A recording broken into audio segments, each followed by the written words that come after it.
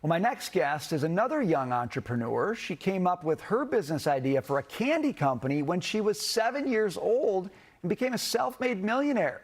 Joining me now is Zolli Candy CEO and founder Alina Morse. Alina, thanks for being with us today. I've never been on a set with this much candy and resisted eating it right away, but I'm going to try to do that because I find your story interesting. In a lot of ways, you've already done the thing we've been talking about today, the entrepreneurship, the risk-taking, and now you're going back to that, what seems like a more traditional route, college. Why? Well, thank you so much for having me, first of all, and we will dig into the candy. I'm looking forward to your reaction.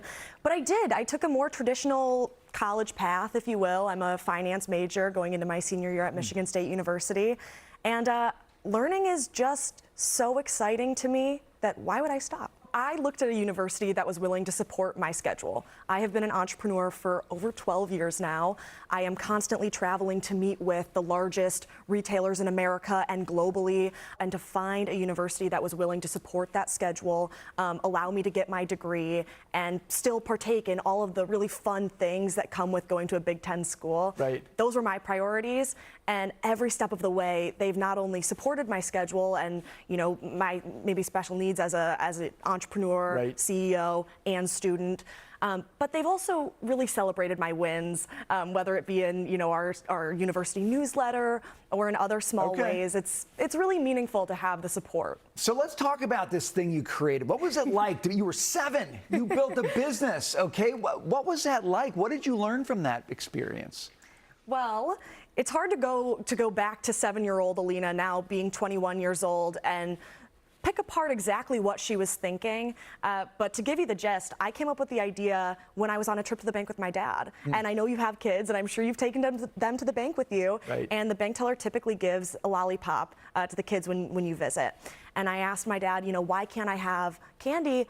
And he said, you'll get a cavity, it's bad for your teeth, blah, blah, blah. I didn't really want to hear the laundry list of reasons why sugar was so terrible for me. So I simply said, why can't I make something that's good for my teeth so that I could eat candy without you saying no? I later learned that 1 in 10 kids had a food allergy.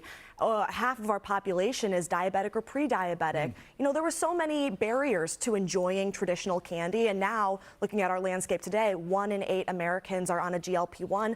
The consumer preferences are shifting, right, and I saw an opportunity to make candy fun again for everyone. Well, my preference always is to eat a lollipop. I've got one here. I'm gonna taste test it while I ask you this last question. Young people watching this, parents watching this, they want to know, how do I navigate these decisions between more education or just getting out there and doing something? What advice do you have to the young person with an entrepreneurial bent in life? Why can't you do both is the question that I would ask. A lot of the foundation of my entrepreneurial journey has been curiosity, asking questions, and trying to learn more. And abandoning that value entirely would just be totally off the entrepreneurial path. You can be an entrepreneur with any level of education, and I truly firmly believe that. But for those who enjoy learning and want to continue to grow not only as a business person, but also as just an individual in society, I would recommend, taking a college path. It may seem traditional, but there's so much flexibility these days that you're able to really fit in a lot, and I feel like I'm a testament to that. I work 70-hour weeks, and I'm also a full-time student. Wow. Well, you make a good case for that path and the value. You make an even better lollipop. I got to say, this thing is good. It's got 0 sugar. 0 sugar. And it tastes just as good as any lollipop I've ever had before. Alina Morse, really nice to have you. Thank you very much, and best wishes to you on continued success. We appreciate you being here. Thank you so much. Keep smiling. All right.